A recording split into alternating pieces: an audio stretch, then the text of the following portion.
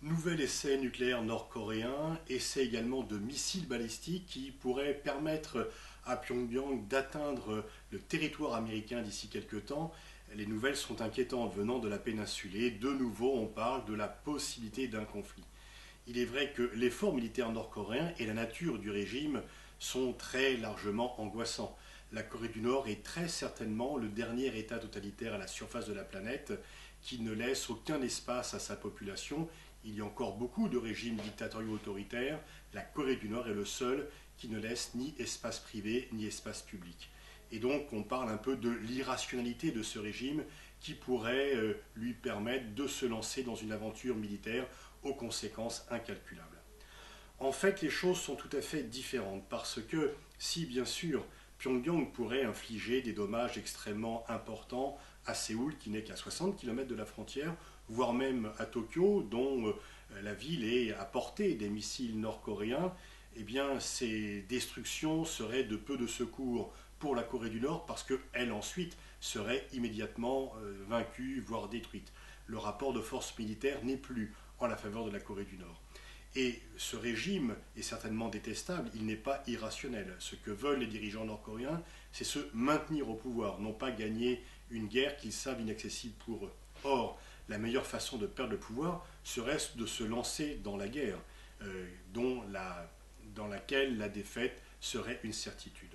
On peut donc penser que longtemps encore, la Corée du Nord va agiter cette menace du style retenez-moi ou je fais un malheur, afin de conforter son régime, à la fois sur le plan international et sur le plan interne. La possession d'armes nucléaires a pour objet de montrer aux Nord-Coréens que le régime est fort et qu'il les défend. Et ils ont très peu de connaissances, voire pas du tout, de ce qui se passe à l'extérieur.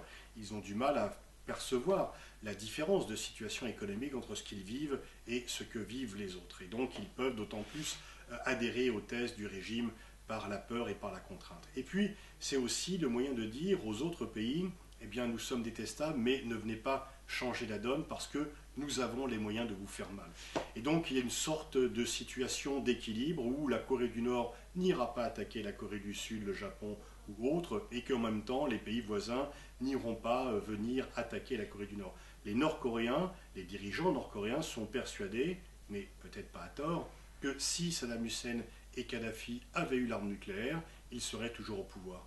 Et dont l'arme nucléaire est une arme de dissuasion, une arme de sanctuarisation, plus encore du régime d'ailleurs que du territoire. C'est une arme qui permet de protéger le régime contre le monde extérieur. Et au final, personne n'a vraiment intérêt à la réunification coréenne. Tout le monde dit la souhaiter, mais personne ne la veut vraiment. La Corée du Nord ne la veut bien sûr pas, parce qu'elle ne pourrait être faite que sous domination sud-coréenne, vu l'échec total du régime pour nourrir la population et développer le pays.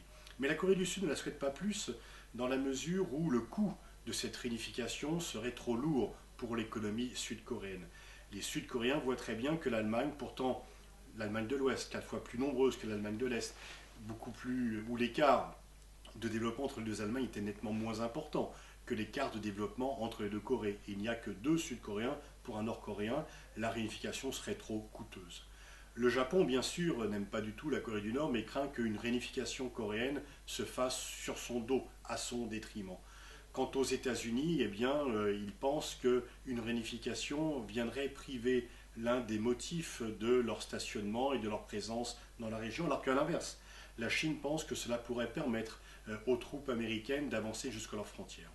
Donc on risque de rester encore longtemps dans cette situation où il n'y a pas de réunification, où il y a des menaces régulières, mais où la guerre reste heureusement un horizon lointain. Les seuls qui peuvent souffrir de cette situation sont bien sûr les habitants de la Corée du Nord qui se voient privés non seulement de liberté d'expression, mais même d'accès aux besoins élémentaires et aux besoins premiers.